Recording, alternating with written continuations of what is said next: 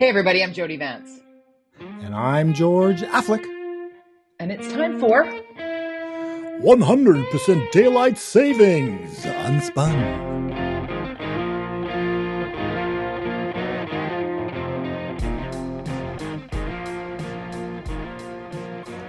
I don't know. It's saving, not savings.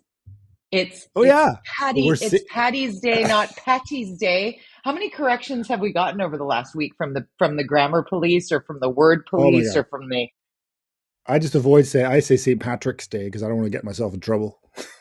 Yeah. Well, I've got some Irish neighbors who are lovely, and they put out the reminder with like a week to go, and just remind everybody what is wrong. But it's like the people who police it are hilarious to me. It's like, how much spare time do you have when that's really what it's like daylight saving time or daylight savings time or New Year's Eve or Happy New Year or Happy New Year's, right? Like it's like, calm down, everybody. Calm down.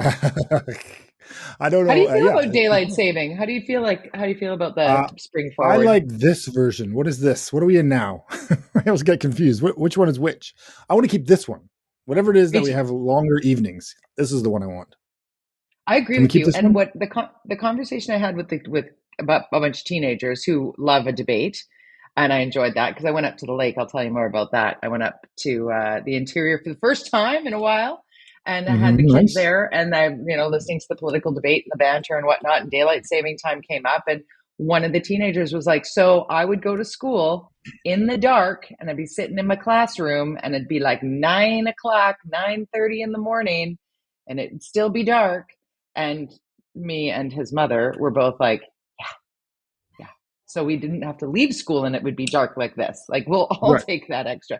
But it is that sort of weird, late morning thing, I think. But it comes back to the fact that there was a time where there was no daylight saving this way or that way. It was just time. But it looks like we're ever closer to just sticking with one. Well, we're just sheep. We just follow whatever America tells us, right? Because it was. Well, we kind of have to. Yes, I mean, it has to be. Everybody's got to commit to it. I mean, Saskatchewan does its own thing, but if we want to connect to the west coast of the United States, we have to be the same. We can't change times. That would be ridiculous. No, I heard somebody talking about it from Yukon, because they don't change, and it's like the other half of town basically is BC, which does change, and so it's everybody. It's like what? But if you just don't go with looking at time at all and just putting it in, I'm an hour away from my meeting, whatever time that is. Yeah, it was Eric Chapman, actually. It was our good friend Eric Chapman that did a really good piece on it. Yeah, it was really great. I don't even, for me, I mean, I use a watch and I do, but I don't actually, I wake up without an alarm clock. I only very, very seldomly do I need an alarm clock. And so I don't know why, but I just, dark, light, doesn't matter to me. Got to get up, go, time to get up, time to live. Totally. All my years of breakfast television. So I did 5 years of waking up in the middle of the night that nobody should really do if they can avoid it. I really felt the shift because in the middle of summer, when I was leaving for work, it would be light outside. Right. That's nice. So there's that. I really felt that difference. Like, it almost felt normal for a 5-second period, because it's really brief though. Because like it's the summer solstice and then it's over. And you really feel it in the middle of winter when it's dark until almost the end of the show, which was like, oh, that so is dark. And it's called The Morning Show, and the logo's a sun. Yeah. Because we need that kind of just false daylight. Hey, you know what I'm super excited about? And I was like, yay!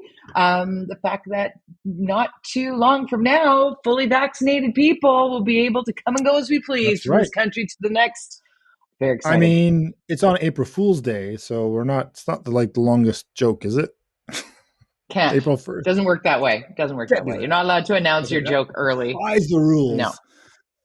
So yeah, that's great. I mean, that is obviously, I talk a lot about travel, and I've been more travel-y than you. I've gone to the UK, I've been to the States, and coming back is being the most stressful thing, especially with the kids. Super stressful, super expensive, super complicated.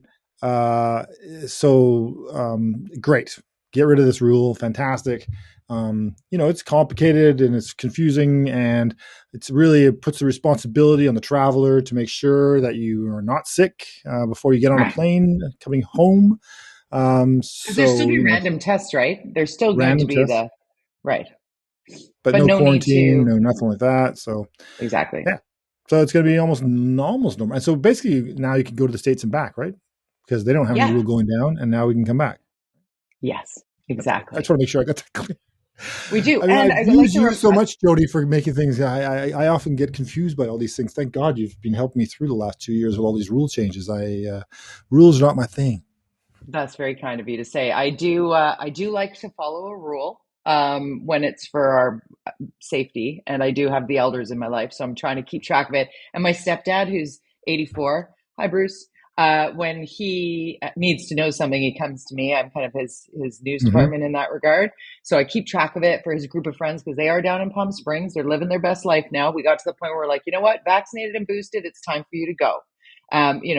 Check the Get hospitals. out Are of they here! full? But it's like as long as the hospitals where I you're want to going go to aren't Palm full, because if you Springs. Can need, I go? Can let's I go there go. right I want now, to go. please? Let's go. Let's go. But he's going to be thrilled at the concept of not having Yeah. to worry about it because I'm frankly I'm tired of telling him that it's not VCR, it's PCR. Do I need one of those VCR tests?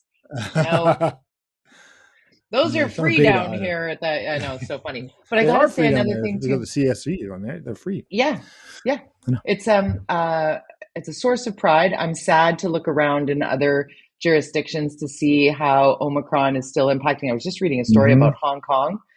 Oof, God, they have got a This is the new surge variant. happening there. No, This is this the is new. Omicron in Hong Kong. So this Oh, okay. is, but they've like reported like a million cases. I mean, it a lot, and they're counting And on mainland China to China's, help them.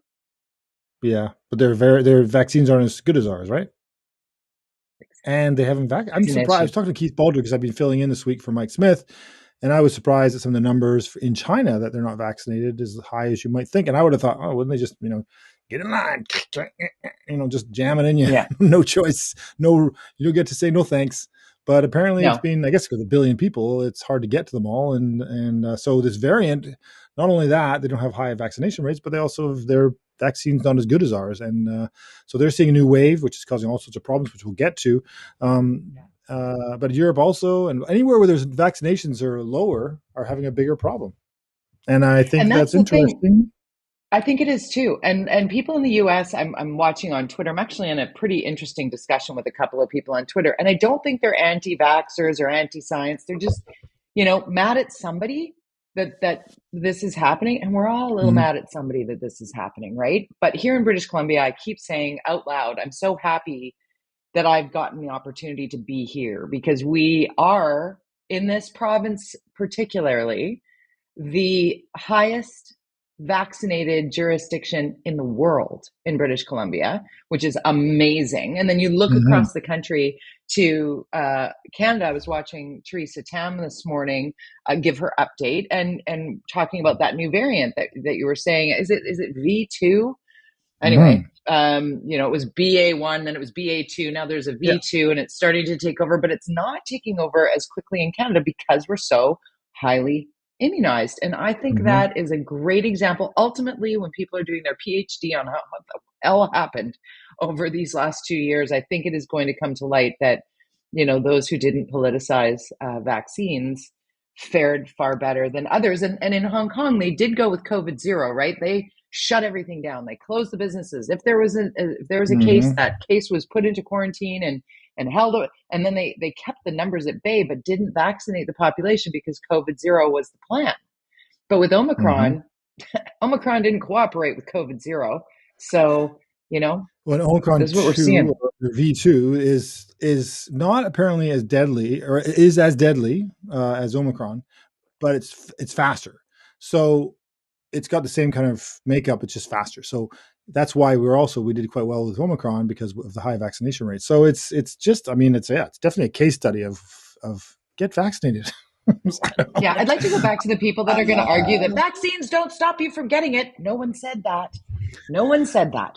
Vaccines No. do not stop you from contracting the virus. We're all ultimately going to get this like we get the flu. It will Mm-hmm. become a manageable infectious disease. We're going to get out of this emergency phase and we're going to get Yep. into a position where we're managing this virus. The best way to manage that, particularly for people who are over the age of 70 and or have underlying health issues, and you all know what those are by now, you need to be vaccinated and boosted. And you know what? If they tell me I need another booster shot, I'll roll up my sleeve and put it right there.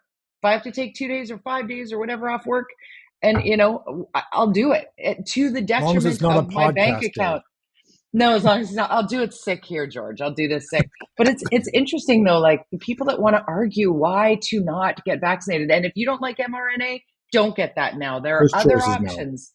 There are so many. They're the recombinant or the viral vector. I'm learning all these things. Nerd But I alert. mean, Nerd alert. nerd. But I'm most worried, Science honestly, mom. about Science mom. Science daughter. Science mom daughter.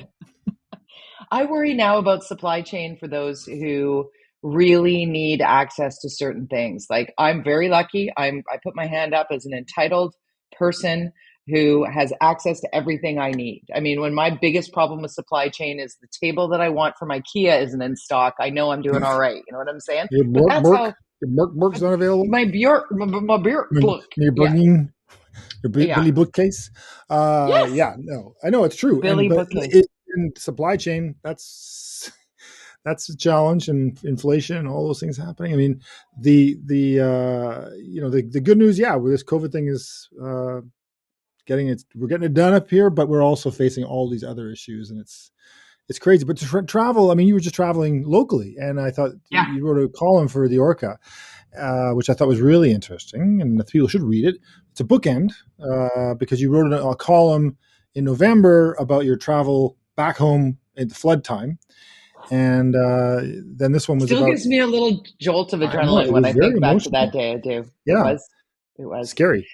Yeah, I talked to you about So it a couple of times about going up to the interior again for my first time since November, and I was blown away. Honestly, George, I think that the weather gods were on my side as I was slaying this highway dragon of mine, because mhm, the drive up was beautiful, and we did plan it in a way that it was like on a Monday as opposed to the mhm. weekend, and then it was a sunny day, and we left in the morning, so we were going to go over the tops of the two bypasses, the Coquihalla and then the Merritt Summit, at a time of day where the odds are best that it's not going to be horrifying.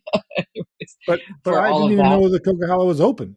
This is news to me when I read your column. I'm like, It's what? amazing. It's unbelievable, honestly, George. And driving up there was a whole different experience than driving back because you came at things from a different perspective and seeing some of the old pilings of an overpass that you would have driven on before November 14th of 2021, and realizing that you're actually driving on a brand new stinking road. Like it's a brand new road. And then I told you I was going on a Monday. So this is in my column. You can read it in a much more concise presentation. But the number of trucks, like truck after truck after truck, because the Yeah. supply chain, they're keeping us going. And you know what? Not one of them was honking their horn with a Canadian flag upside down on it.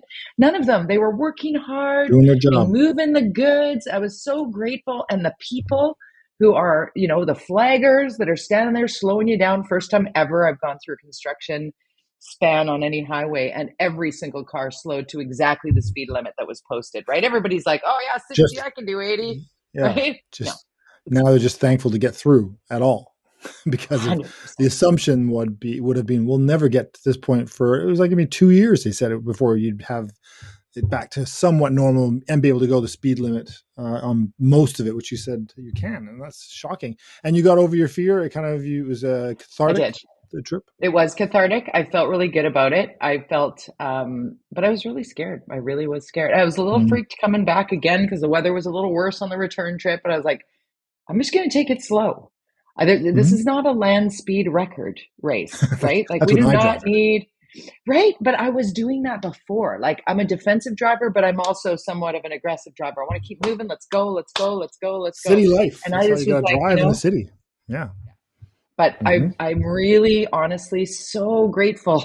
And in the column that I do put the big thank you out to all the people at the Ministry of Transportation and Infrastructure and everybody who works under that umbrella. And I still managed to get one guy, thanks guy, on Twitter who DM'd me, is like, loved your column, thank you, so great, blah blah blah. But could you also thank the people in the private sector who also worked on that? I'm like, it was, may I recommend that you do this? And I'm like, may I recommend that you get yourself a column and write one?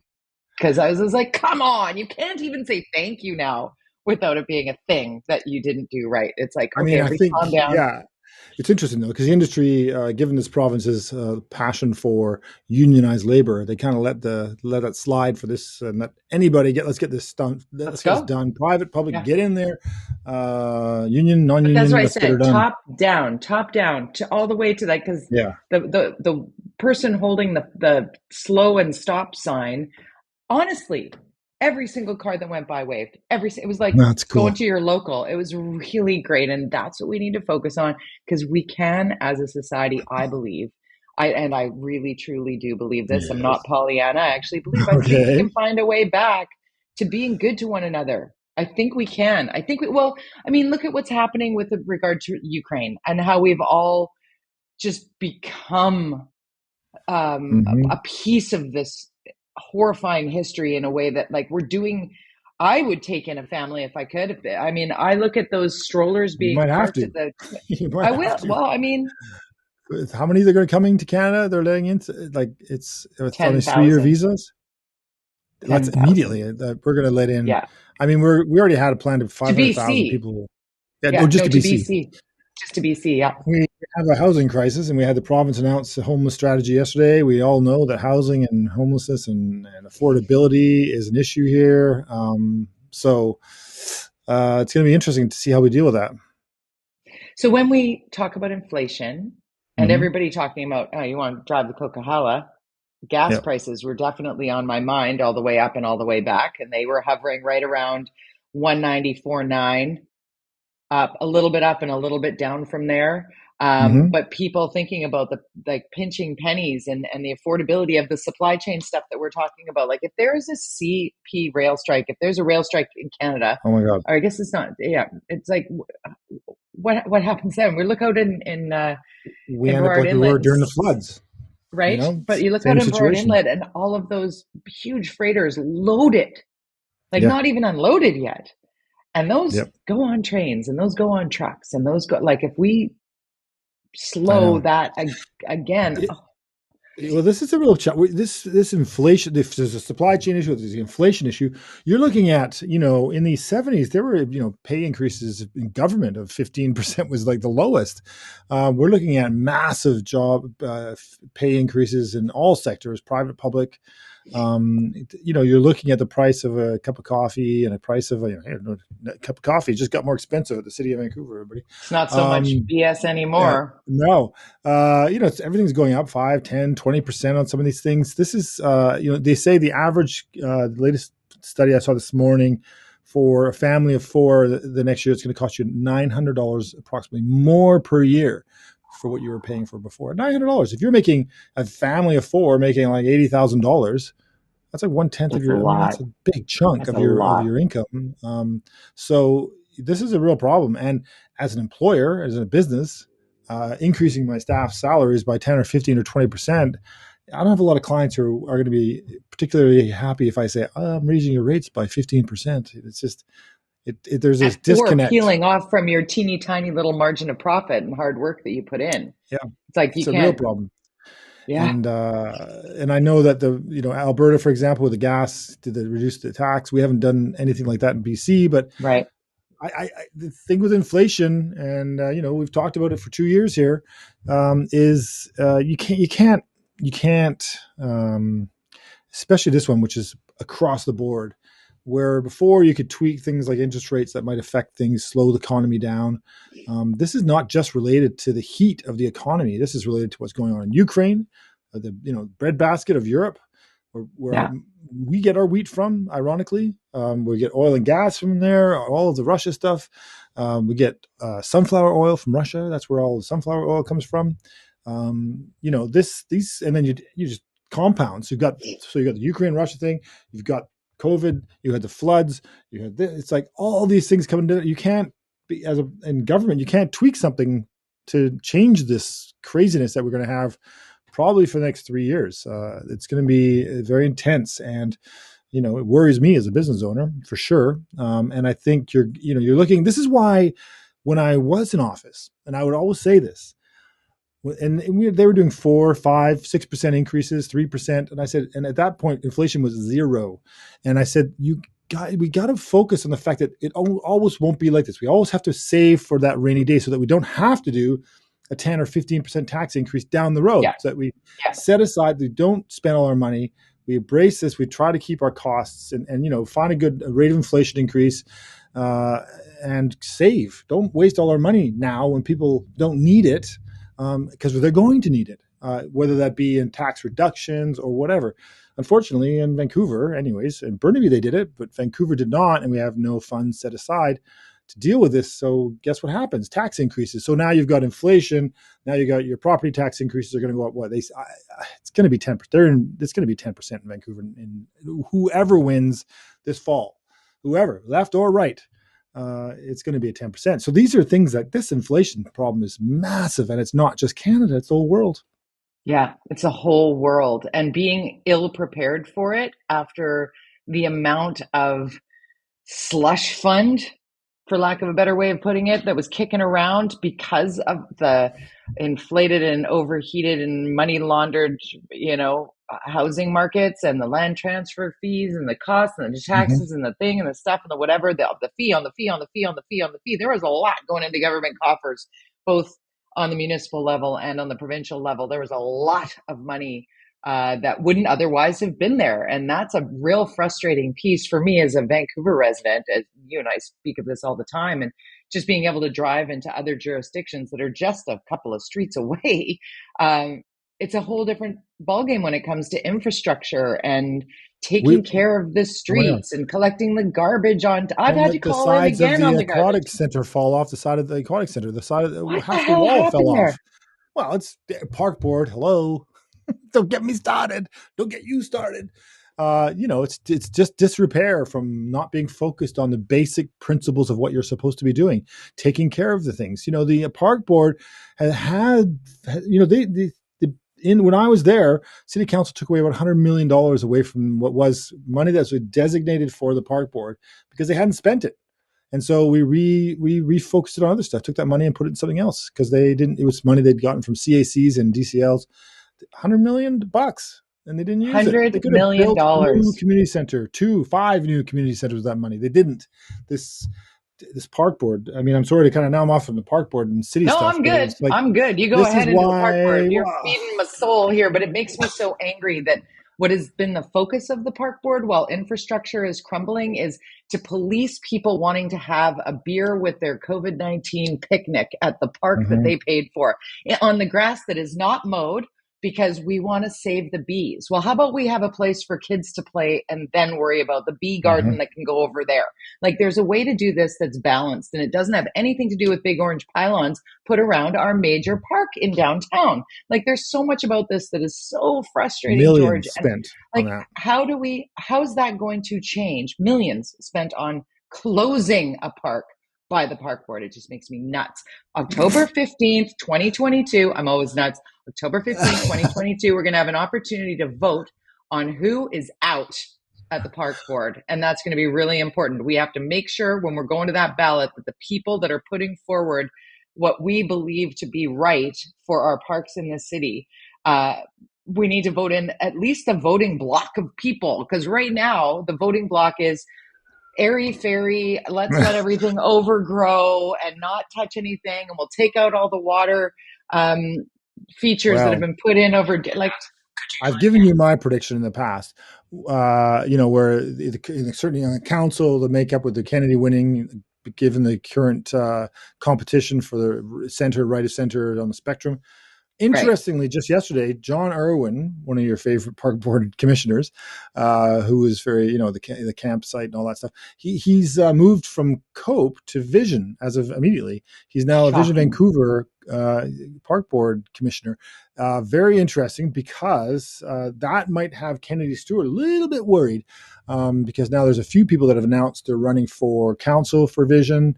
There is now a park board commissioner. There's, I think, one school board Vision Vancouver. So you have now a basis to argue that, maybe there'll be a mayoral candidate. That is not good news for Kennedy-Stewart, but great news for John Cooper, or Ken Sim, I suppose. Anybody on that side that has a chance. It's just going to mix up everything. So it'll be interesting to see how that progresses. It seems like every day I see something new coming out of the Vision world. Vision Vancouver, for those who aren't from Vancouver, Gregor Robertson was Vision Vancouver. It was a party that was built in and around, basically all around him. Before that, it was Cope. They split. And the previous mayor with Cope was Larry Campbell. Larry Campbell left, and then Gregor Robertson took over. It became Vision, and he was the mayor for 10 years. So it's going to be interesting. October 15th is 7 months away. 7 months away. It's your birthday. October 15th, 2022 is when we go to the polls municipally. Do you think, and George, give me your PR background, your curve communications assessment here. Do you think that the bad taste in the mouths of those who said, I will never again Vision, do you think that Kennedy-Stewart has cleansed their palates enough to say anybody but Kennedy now? For the left. Yeah, potentially. I think it'll depend on who, if Vision puts somebody in the race, who that is. And if it's maybe it's Jody Wilson-Raybould. We were talking about this before the show. She hasn't announced yet. She's actually said she's not running for mayor. But certainly if she popped up, I think she's kind of said. Did she say she's? I didn't hear that. I don't know. I didn't hear her say that. But if she popped up as the Vision Vancouver, and people say that kind of stuff, and then they come back. It's like, standard procedure. Oh, I'm not interested. You asked me if I was going to run for mayor once. I laughed out loud. I spat my coffee. You get asked all the time on Twitter. Isn't that weird? Isn't that weird, though? I am so not qualified to run for mayor. I mean, have you seen our council? Well, but that doesn't make it right for me to go in with a whole bunch of my own ideas. Like, I really wish somebody with a financial background who could audit the books and look at what's being spent and where, and then some pragmatic city planning minds.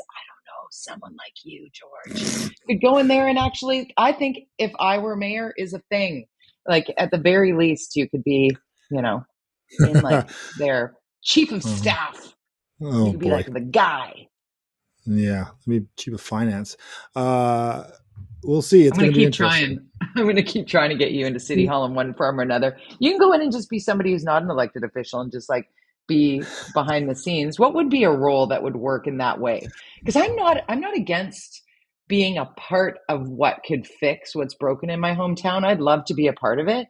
But this whole the elected official side of it to me just seems so futile. Like, the people, they're good people that work in City Hall. And I drag them a lot. Direction. They just need direction. I drag on them a lot, but at least they're there. No, there are many, many competent people at City Hall. Really? Absolutely. They would absolutely, the good people that I know, there are many because I've worked with them, are so frustrated, just like we are, by the fact that the number of motions this council has put on the floor, the lack of direction because of the makeup of the council, right. The multiple directions that staff are focused on, so they can't focus on any one or two or three things. So therefore, maybe don't focus on anything. So that's why your potholes aren't filled. That's why the trees aren't cut. That's why, it's that slippery slope. It's why crime is up, and we get, the Vancouver Police Department, has to get paid. It's what it wants, but that's mandated by the province, who has control of our city council anymore. Anyways, it's like, what is happening? That decision by the province through various organizations to make the mayor or the council who voted against funding the police was a absolute indicative of the incompetence. There is literally, Francis Bueller tweeted the quote that was written by staff, the competent staff, saying, "Don't do this," basically, because they're gonna come back and put a complaint in, and they'll get their money. So don't do this. Yeah. What does the council do? They do it. You can't change. There's a process, and you can't defy that process. It's not fair on anybody.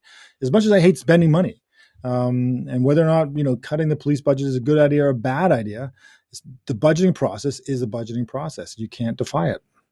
Yeah, we're going to keep talking about budgets. We're going to keep talking about the candidates at play here. I think it's important that we introduce some of the people, not our quote unquote favorites or our politically aligned, whatever, but just talk about the various candidates on park board, on council, and for mayor to inform the electorate. And when only 30% of eligible voters turn out on voting day municipally in Vancouver, it's a travesty. And if you don't vote, you don't get to complain. I vote, I complain. And we're going to try and make things better on your birthday this year. We're going to keep talking about it. But we can't do it now because we're out of time. So we got to say, see you later, George. Bye-bye.